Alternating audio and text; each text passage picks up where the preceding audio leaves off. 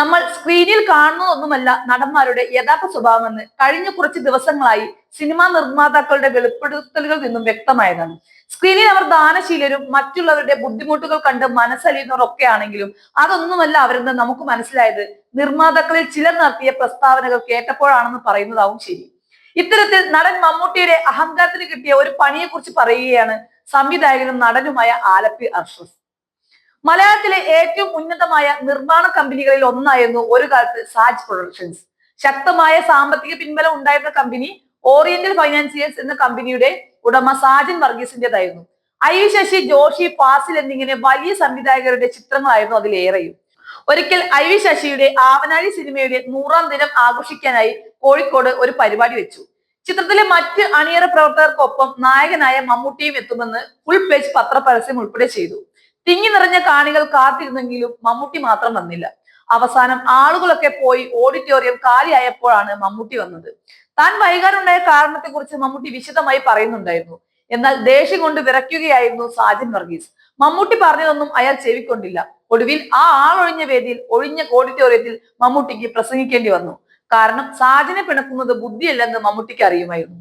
അതുപോലെ തിരുവനന്തപുരത്തെ വസ്തു സ്ഥാപനമായ സ്വയംവരയുടെ ഉടമ കണ്ണന് ഒരു സിനിമ പിടിക്കാൻ മോഹം തോന്നി. അങ്ങനെ പ്രിയദർശൻ ചിത്രം സംവിധാനം ചെയ്തു.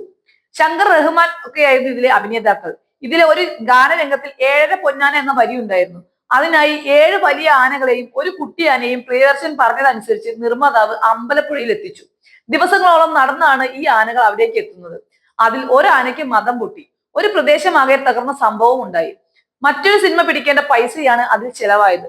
പടം തിയേറ്ററിലെത്തി വൻ പരാജയം ആവുക കൂടി ചെയ്തതോടെ നിർമ്മാതാവിന്റെ കാര്യം പരുങ്ങലിലായി.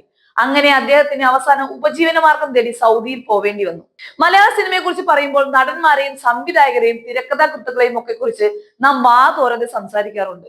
സിനിമയുടെ സാങ്കേതിക തലത്തിലെ ടെക്നീഷ്യന്മാരായ ഛായാഗ്രഹകരെയും എഡിറ്റർമാരെയും നാം പുകഴ്ത്താറുമുണ്ട്. എന്നാൽ അധികമാരാലും പ്രശംസ ലഭിക്കാതെ പോകുന്ന ഒരു വിഭാഗമാണ് നിർമ്മാതാക്കൾ.